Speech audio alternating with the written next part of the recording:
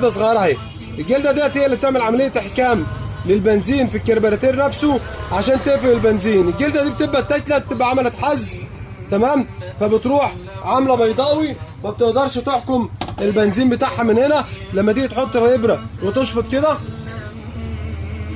بص كده ها شفطه اهي ماشي. طيب لو هي منفسه، بص يعني شفط اهو، لما تنفس بص اهي ثابت، فتقوم تعمل عمليه تهريب للبنزين، تلزم الفايز من تحت. طيب احنا بنقول العيبين دول او المشكله ديت احنا بتتعالج ازاي؟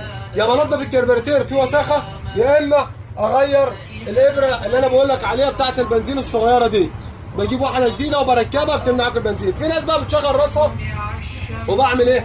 باجي على الصاجه بتاعت العوامه دي العوامه بتاعت البنزين، تمام، بيروح جاي على الصاجه اللي بيركب فيها الابره ديت اهي. الابره بتبقى كده بنفس الوضع ده كده بالظبط، تمام.